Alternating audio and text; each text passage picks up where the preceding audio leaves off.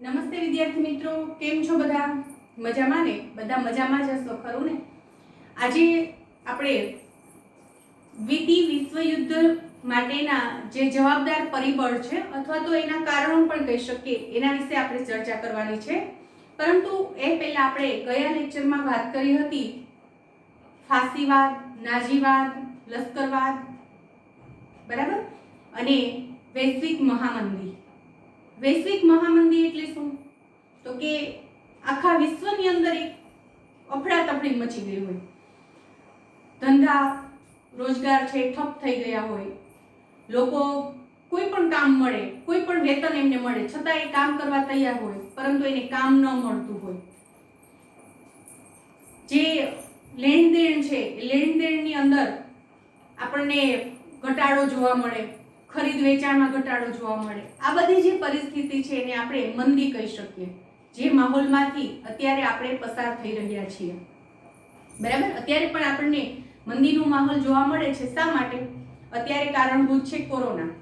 બરાબર, તો અત્યારે આપણે લગભગના મોઢે ચર્ચા સાંભળતા હશું કે બહુ મંદી છે બજારમાં, ખૂબ મંદી ચાલી રહી છે. એ મંદી એટલે શું? કે લોકોને કામ જોઈએ છે પરંતુ એમને કામ નથી મળતું. એમને કોઈ પણ વેતન આપો, એ કોઈ પણ વેતનમાં કામ કરવા તૈયાર છે છતાં પણ કામ નથી મળતું. એ છે મંદીનો માહોલ. હવે પ્રથમ વિશ્વયુદ્ધની જે ઘટના ઘટે છે, પ્રથમ વિશ્વયુદ્ધ પછી જે પરિસ્થિતિ ઊભી થાય છે એ પરિસ્થિતિ છે વૈશ્વિક મહામંદી. પ્રથમ વિશ્વયુદ્ધ પૂરું થાય છે તો પ્રથમ વિશ્વયુદ્ધની અંદર વિશ્વના ઘણા બધા રાષ્ટ્રો છે જોડાયા હતા યુદ્ધની અંદર, અને યુદ્ધની અંદર ઘણા બધા રાષ્ટ્રો જોડાયા હતા. એના લીધેથી આ જે રાષ્ટ્ર છે એનો જે વેપાર, વાણિજ્ય, આર્થિક વ્યવસ્થા છે બધું પડી ભાંગ્યું હતું. કારણ કે મોટાભાગના પુરુષો છે આ યુદ્ધની અંદર જોડાઈ ગયા હતા. પરિણામે જે ઘર સંચાલનની જવાબદારી છે, કમાવાની જવાબદારી છે, સ્ત્રીઓના માથે આવી પડી હતી. પછી યુદ્ધ જ્યારે થતું હોય છે ત્યારે એની અંદર નાણાંની પણ જરૂર પડે. જે કંઈ પણ હથિયારો વપરાયા હોય આ તે બધાને માટેથી નાણાંની જરૂર પડતી હોય છે. તો ઘણો બધો ખર્ચ પણ થતો હોય છે. તો એવો અબજો રૂપિયાનો ખર્ચ છે આ યુદ્ધની અંદર થઈ ગયો હતો, અને લોકો છે યુદ્ધમાં જોડાઈ ગયા. પરિણામે એમના વેપાર ધંધા એ પણ પડી ભાંગ્યા. અને આ બધી જે ઘટનાઓ ઘટે છે એના પરિણામે વૈશ્વિક મંદીનો માહોલ સર્જાય છે. અને વૈશ્વિક મંદીનો માહોલ જે આપણને જોવા મળે છે અમેરિકાના વોલ સ્ટ્રીટમાં, જે શેર બજારનું માર્કેટ છે, શેર માર્કેટ કહેવાય છે વોલ સ્ટ્રીટ. એમનું જે શેર બજાર છે, જે શેર માર્કેટ છે એનું નામ છે વોલ સ્ટ્રીટ. તો મંદી છે એ કેવી રીતે ખબર પડે? જો તેજી જ્યારે ચાલતી હોય છે ત્યારે આપણે ગયા લેક્ચરમાં વાત કરી હતી, જ્યારે તેજીનો માહોલ હોય છે ત્યારે બધા લોકો છે શેરની ખરીદી કરતા હોય છે, શેર લેવા માટે પડાપડી કરતા હોય છે. જ્યારે મંદીના માહોલમાં લોકો પાસે જે શેર છે એ વેચવા માટે નીકળી પડે છે. તો અમેરિકાનું જે વોલ સ્ટ્રીટ શેર માર્કેટ છે એની અંદર પણ આ જ જોવા મળ્યું. લોકો છે શેર છે વેચવા માંડ્યા અને બજારમાં અફડાતફડી છે જોવા મળી. બરાબર, અને એ જે મંદીનો માહોલનું સર્જન થયું એનો અસર આખા વિશ્વ પર પણ જોવા મળે છે.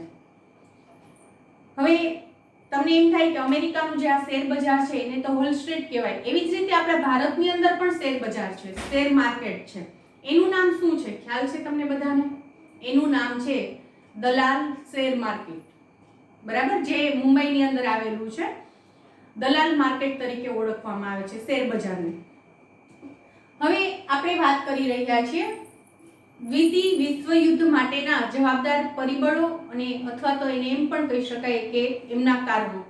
હવે પ્રથમ વિશ્વયુદ્ધ પૂરું થતા વિશ્વના જે રાષ્ટ્રો છે જે આ યુદ્ધની અંદર જોડાયા હતા અને યુદ્ધનો ભોગ બન્યા હતા એ બધા રાષ્ટ્રોને હવે એવું લાગે છે કે વિશ્વની અંદર શાંતિની જરૂરિયાત છે. કારણ કે અબજો રૂપિયા ખર્ચ કરી નાખ્યા, ઘણા લોકો મૃત્યુ પામ્યા, લાખો લોકો મૃત્યુ પામ્યા. બરાબર, અર્થવ્યવસ્થા આખી પડી ભાંગી. એટલે એવું થયું કે હવે થોડીક સ્થિરતા માર્કેટમાં લાવવાની જરૂર છે, શાંતિની જરૂર છે. તો એના માટે શું કરી શકાય? તો એના માટે એ સમયે અમેરિકાના પ્રમુખ વુડરો વિલ્સન એક 14 મુદ્દાનો લેખિત રૂપ રજૂ કરે છે. એમણે એક તૈયાર કરેલા મુદ્દા, જેમ કે આપણને કાંઈ પ્રશ્ન હોય તો આપણે એને ટપકાઈ જતા હોય, લખતા જતા હોય કે આ પ્રશ્ન છે, આને આવી રીતે કરી શકાય, આનું આમ કરી શકાય. બરાબર, ટૂંકમાં એક નોંધ કહી શકાય. એવી 14 મુદ્દાની નોંધ છે તૈયાર કરે છે અને પેરિસની ખાતે પેરિસ ખાતે એક પરિષદ બોલાવવામાં આવે છે અને એ પરિષદની અંદર આ જે 14 મુદ્દાનો જે લેખ છે એ રજૂ કરવામાં આવે છે કે વિશ્વ શાંતિ માટે આપણે આ પગલાં લઈ શકીએ, વિશ્વ શાંતિ માટે આવું કરી શકાય. અને આ જે સમિતિ મળે છે, આ જે પરિષદ મળે છે એ વર્સેલ્સ ખાતે મળી હોવાથી આ પરિષદને વર્સેલ્સની સંધિ તરીકે ઓળખવામાં આવે છે. હવે અહીંયા પ્રથમ વિશ્વયુદ્ધ પૂરું થાય છે કેવી રીતે? તો કે જર્મની છે બિનશરતી સંધિ સ્વીકારે છે, બિનશરતી શરણાગતિ સ્વીકારે છે કે કોઈ પણ જાતની શરત એના પર મૂકવાની નહીં અને પોતે શરણાગતિ સ્વીકારે છે એવી રીતે.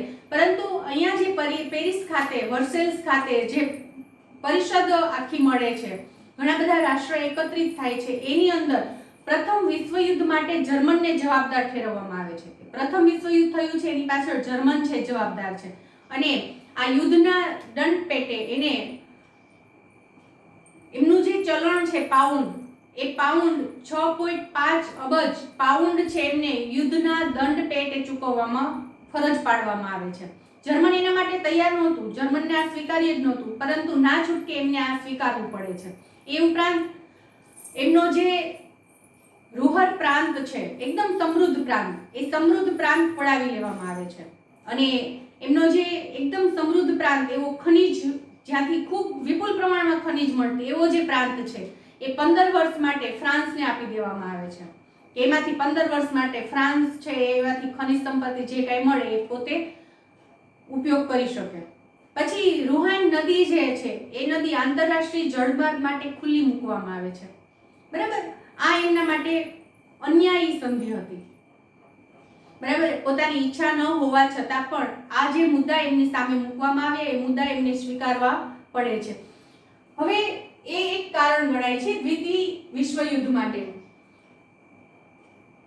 એના માટેથી આપણે જોઈ શકીએ ઘણા બધા આપણે અહીંયા મુદ્દા લખેલા છે: ઉગ્ર રાષ્ટ્રવાદ, જૂથબંધી, લશ્કરવાદ, રાષ્ટ્રસંઘની નિષ્ફળતા, વર્સેલ્સની અન્યાયી સંધિ. આ સિવાયના પણ હજી 2 મુદ્દા છે. તો આવી બધી જે ઘટનાઓ ઘટે છે એને દ્વિતીય વિશ્વયુદ્ધનું કારણ છે ગણવામાં આવે છે. એમાં પહેલો આપણે મુદ્દો જોઈએ ઉગ્ર રાષ્ટ્રવાદ. પહેલા તો આપણને એ ખબર હોવી જોઈએ કે રાષ્ટ્રવાદ એટલે શું. રાષ્ટ્રવાદ એટલે કોઈ પણ વ્યક્તિને પોતાના રાષ્ટ્ર પ્રત્યેની જે ભાવના છે, પોતાના રાષ્ટ્રનો વિકાસ કરવાની જે ભાવના છે, એને આપણે રાષ્ટ્રવાદ કહીએ છીએ. પોતાના રાષ્ટ્ર પ્રત્યે સમર્પિત હોય એને આપણે રાષ્ટ્રવાદ કહી શકીએ. બરાબર, આપણી સાદી ને સરળ ભાષામાં. પરંતુ ઉગ્ર રાષ્ટ્રવાદ એટલે શું? તો ઉગ્ર રાષ્ટ્રવાદ એટલે કોઈ પણ ભોગે અન્ય રાષ્ટ્રને નુકસાન પહોંચાડીને પણ પોતાના રાષ્ટ્રનો વિકાસ કરવો, એ જે ઉગ્ર ભાવના છે એને કહેવાય ઉગ્ર રાષ્ટ્રવાદ. રાષ્ટ્રવાદની અંદર ફક્ત એટલું જ હોય છે કે પોતાના દેશ માટે સમર્પિત હોય છે, પોતાના દેશ પ્રત્યે એમને લાગણી હોય છે, દેશ માટે એમને માન સન્માન હોય છે. બરાબર, તો એ રાષ્ટ્રવાદ છે. એ સ્વાભાવિક છે કે દરેક વ્યક્તિને પોતાના રાષ્ટ્ર પ્રત્યે આ લાગણી હોવી જોઈએ.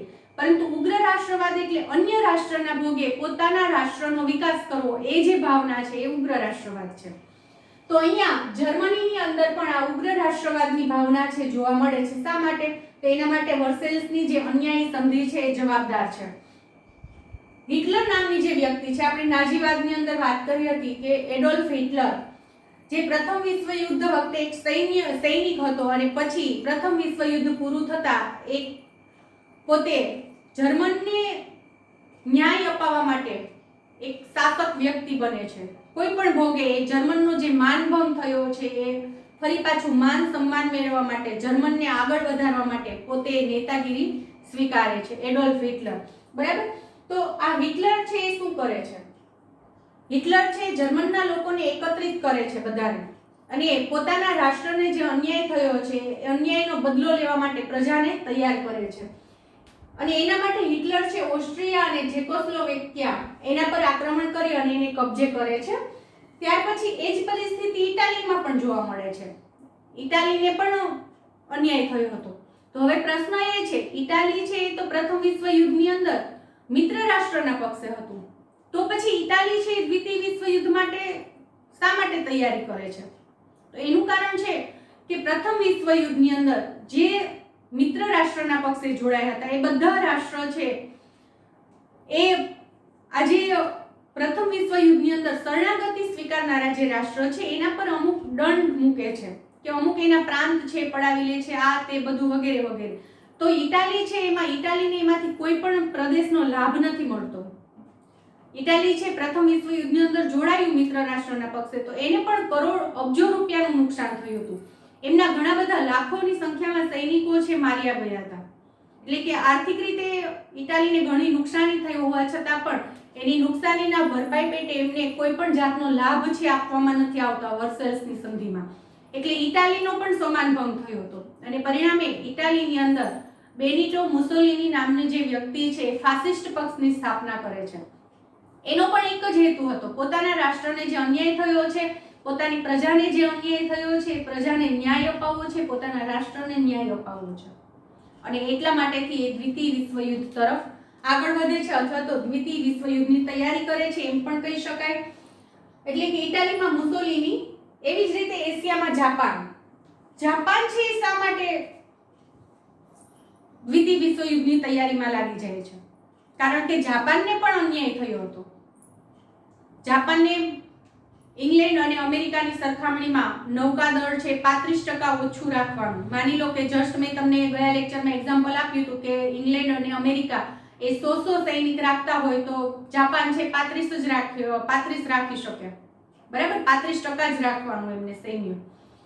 તો આ પણ એમના માટે અન્યાય હતો. બીજું કે જાપાનને એવું હતું કે એમને ચીનના અમુક જે પ્રાંત છે, સમૃદ્ધ પ્રાંત છે એમને મળશે, પરંતુ એમાંનો ચીનનો એક પણ સમૃદ્ધ પ્રાંત જાપાનને નથી મળતો.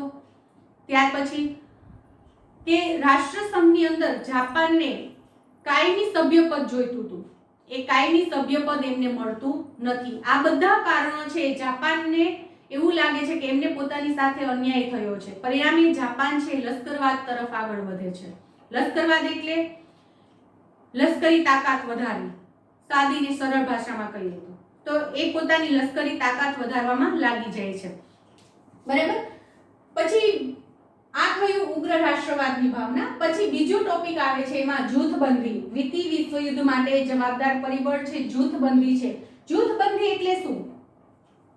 એક રાષ્ટ્રની બીજા રાષ્ટ્ર સાથે સંધિ કરવી, એ રાષ્ટ્ર મળીને કોઈ ત્રીજા રાષ્ટ્ર સાથે સંધિ કરે, એવી રીતે વિભાગીકરણ થાય, જૂથમાં વેચાઈ જવું. તો જૂથમાં વેચાવાની જરૂરિયાત શા માટે ઊભી થાય? પોતાની તાકાત વધારવા માટે.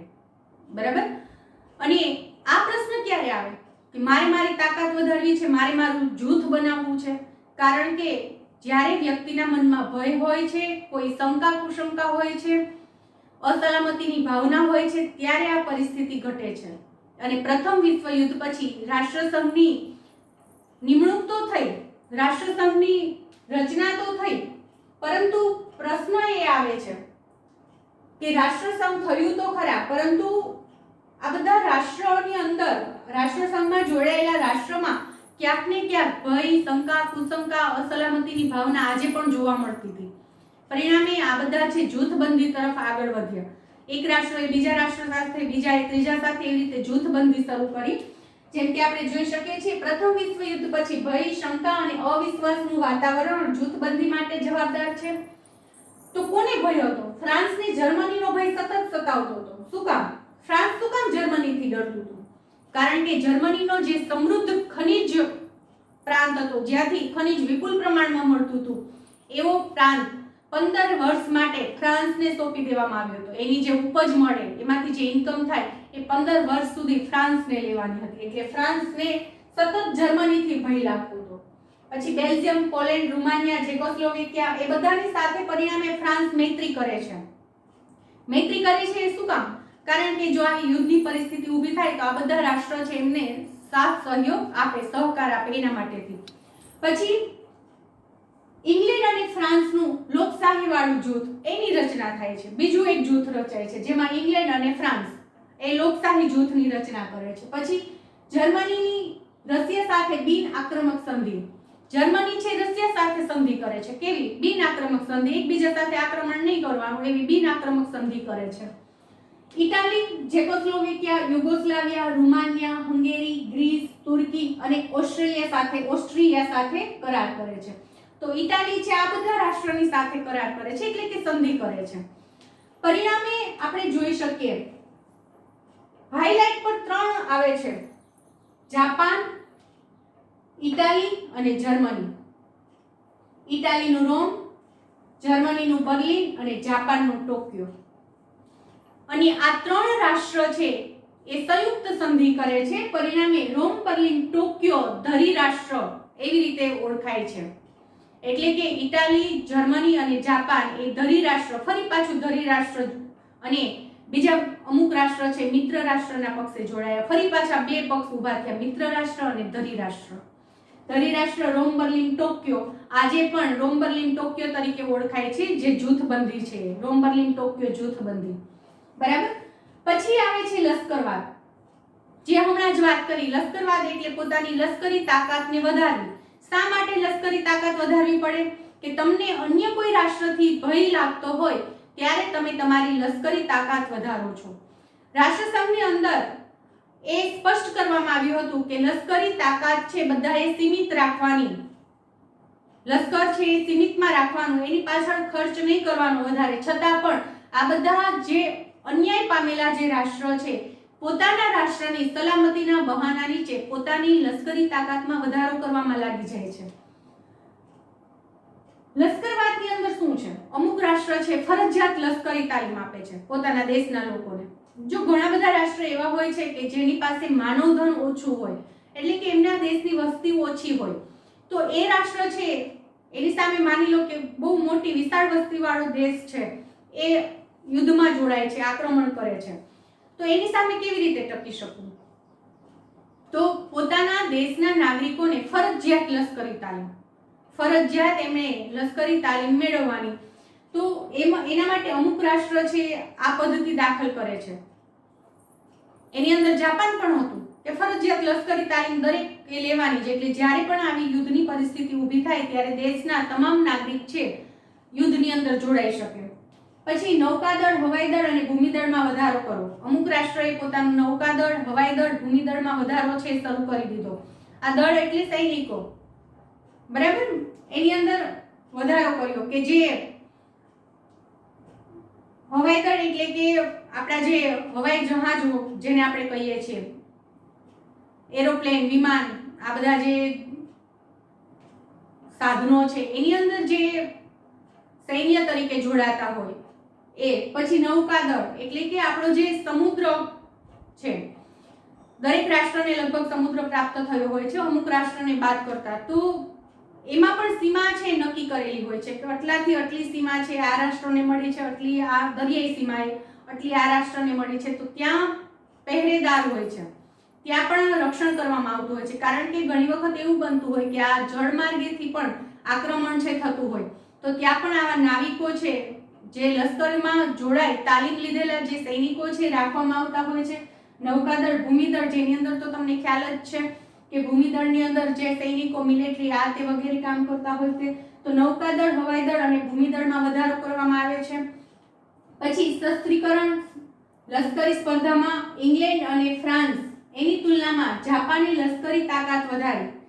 ઇંગ્લેન્ડ અને ફ્રાન્સની તુલનામાં ઇંગ્લેન્ડ અને ફ્રાન્સ પાસે જેટલું લશ્કરી તાકાત હતી એના કરતાં જાપાન પોતાની લશ્કરી તાકાતમાં વધારો કરે છે અને શસ્ત્રીકરણ તરફ આગળ વધે છે, એટલે કે શસ્ત્રો પણ વધારે છે.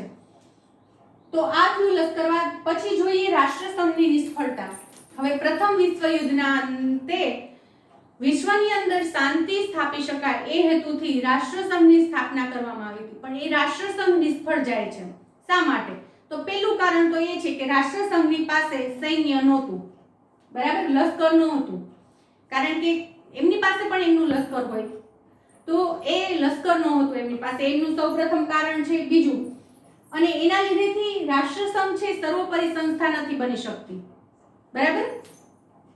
રશિયા, જર્મની એ રાષ્ટ્રસંઘમાંથી નીકળી જાય છે. જર્મની છે ઉગ્ર રાષ્ટ્રવાદની ભાવનામાં જોડાઈ જાય છે, સામ્રાજ્યવાદની નીતિ તરફ આગળ વધે છે, એટલે એ રાષ્ટ્રસંઘમાંથી નીકળી જાય છે. એવી જ રીતે જર્મની છે એ રશિયાની સાથે બિન આક્રમક સંધિ કરે છે, એટલે રશિયા પણ નીકળી જાય છે રાષ્ટ્રસંઘમાંથી. ઇટાલીએ એબેસિનિયાની આઝાદી ઝૂંટવી લીધી, એટલે કે ઇટાલી છે આ એબેસિનિયા નામનો જે રાષ્ટ્ર છે એમના પર ચડાઈ કરીને પોતાને કબજે કરી લે છે. જાપાન છે એ મંચુરિયા પર આક્રમણ કરીને મંચુરિયા કબજે કરી લે છે. જર્મનીનું જેકોસ્લોવેકિયા પર આક્રમણ, જર્મની છે જેકોસ્લોવેકિયા પર આક્રમણ કરી અને એમનો પ્રાંત છે પોતાના હસ્તક લઈ લે છે. તો આ રીતે છે રાષ્ટ્રસંઘ છે આ જે સામ્રાજ્યવાદની નીતિ છે રોકી શકતું નથી.